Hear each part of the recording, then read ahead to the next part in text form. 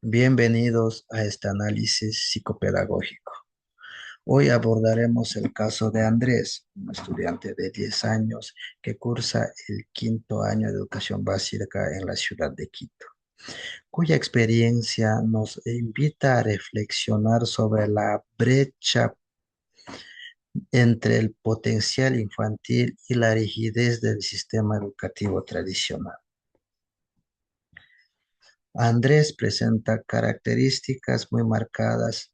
Por un lado, en el área cognitiva, académica, instrumental, evidencia dificultades severas en la lectoescritura, lectura en voz alta, confusión de grafemas y fonemas, omisión de sílabas y baja comprensión de textos. Esto ha logrado generar un efecto cascada en la asignatura como matemáticas, donde no ha logrado resolver problemas debido a la extensión del contenido. Sin embargo, en su perfil socioemocional y cognitivo, destaca por su inteligencia promedio, alta creatividad, curiosidad y excelente expresión oral, y algo muy importante, un liderazgo asertivo en los trabajos grupales.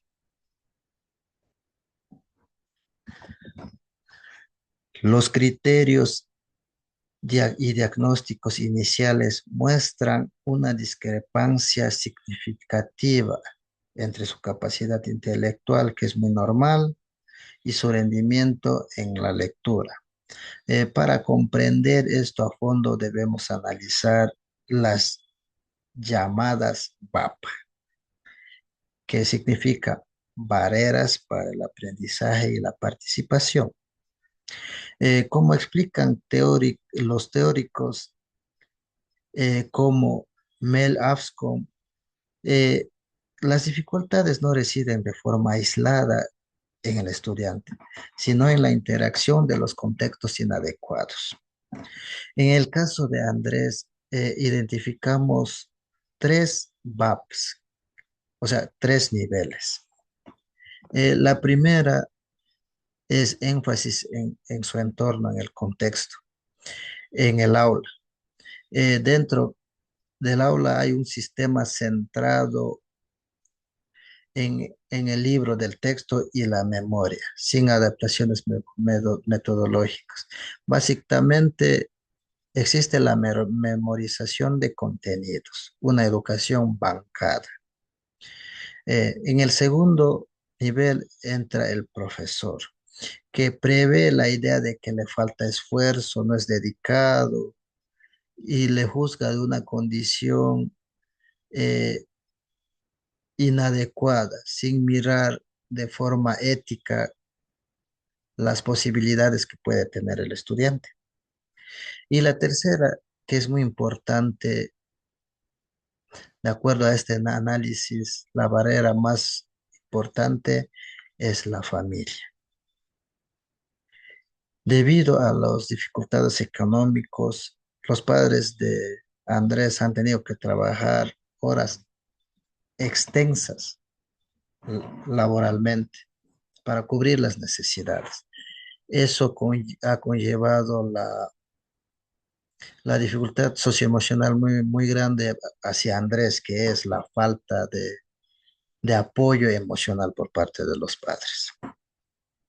Eh, Esto muy lamentablemente eh, nos invita a realizar un giro crítico hacia el enfoque social. También hay que recordar que el verdadero problema de la exclusión no es la diferencia individual del alumno, sino la incapacidad del sistema educativo para albergar la pluralidad y cambiar sus estructuras rígidas. Dentro de ese análisis, ¿qué hemos pasado por alto? De acuerdo a la hipótesis clínico, ¿qué es lo que está dicho y qué es lo que puede estar pasando y no se ha dicho en este contexto? Clínicamente es muy probable que Andrés esté desarrollando un trastorno de ansiedad secundario o sintomología depresiva subclínica, que es empujada por la indefensión aprendida al decir que nunca voy a poder lograr su baja autoestima.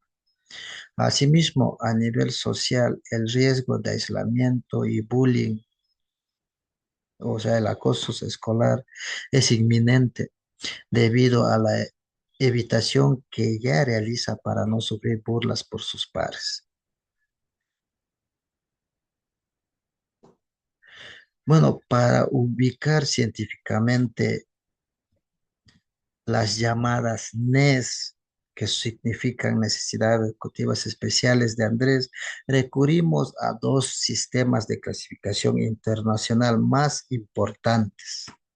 Según el Manual de Diagnóstico de los Trastornos Mentales, por sus siglas DSM-5, la condición de Andrés se clasifica dentro de los trastornos del neurodesarrollo, específicamente bajo la etiqueta de trastorno específico del aprendizaje con dificultad de la lectura. La fluidez o la comprensión que realiza al momento de leer y con dificultad en la expresión escrita también que va incluido. Bueno, la justificación radica en que los síntomas han persistido por años, interfieren significativamente también en su rendimiento académico y no explican por una discapacidad intelectual.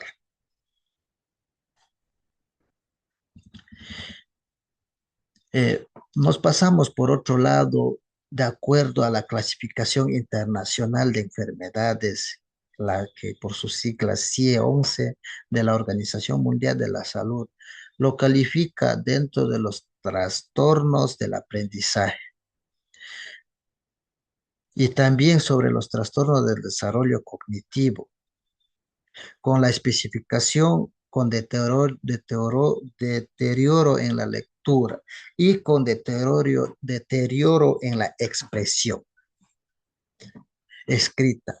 Bueno, ambas clasificaciones coinciden en que las implicaciones de esta etiqueta no definen la inteligencia del niño, que es muy importante, sino una difusión neurobiológica en el procedimiento fonológico del lenguaje. Lo que exige por ley y el derecho a recibir un apoyo especializado en lugar de segregación.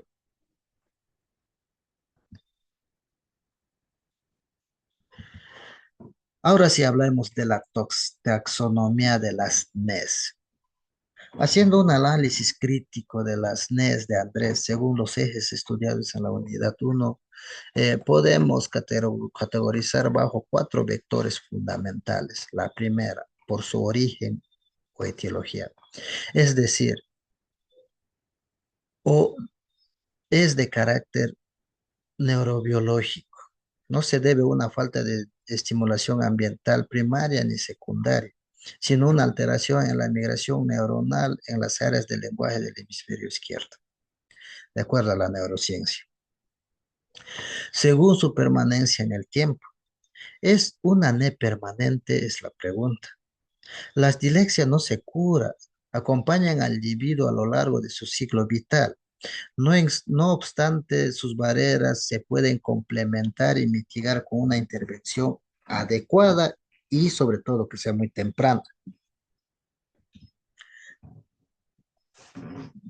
La tercera, según el área de desarrollo que afecta.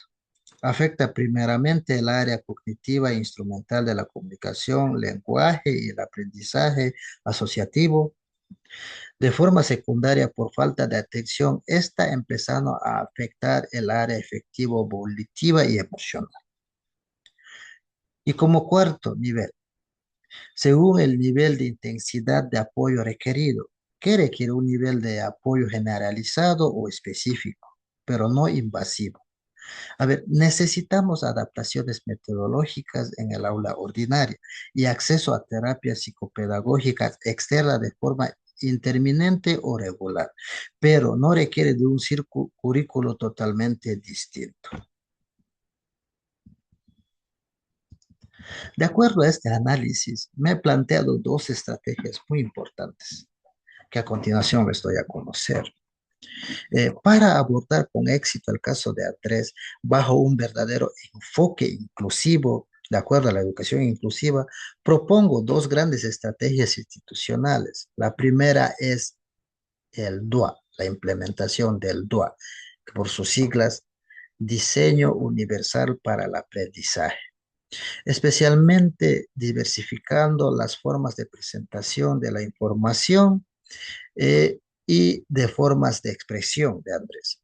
En lugar de exámenes escritos o de memoria, se debe permitir a Andrés demostrar sus conocimientos mediante evaluaciones orales, mapas conceptuales, ya que se demostró que Andrés es un excelente orador y también es un gran líder. Y también podemos basarnos en proyectos prácticos y proveerles las instrucciones de las temáticas. Puede ser grabadas en audios o leídas por el docente. A ver, nuevamente señala la destacada experta en inclusión Mel Amescombe. La inclusión no consiste en individualizar la enseñanza para el alumno especial, sino transformar las condiciones del aula para que la oferta curricular sea accesible para todos desde el principio. Así reduce las necesidades de adaptaciones segregadoras.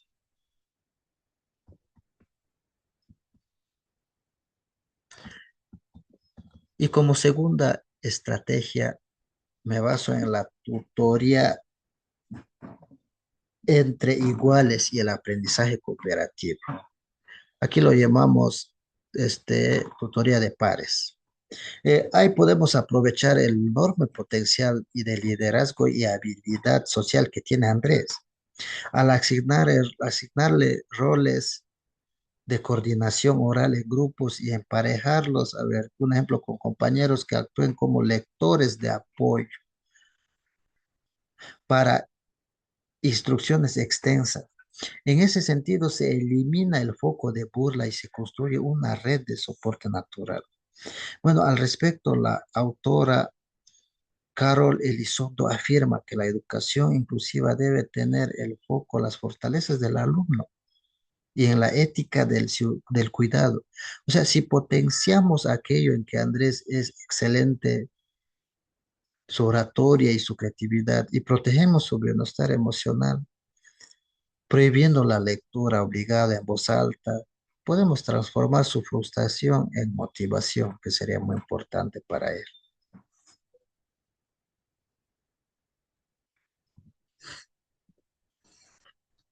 Bueno, para concluir, muchas gracias por habernos acompañado. Ojalá tengamos la oportunidad de seguir dando ese tipo de información que es muy importante.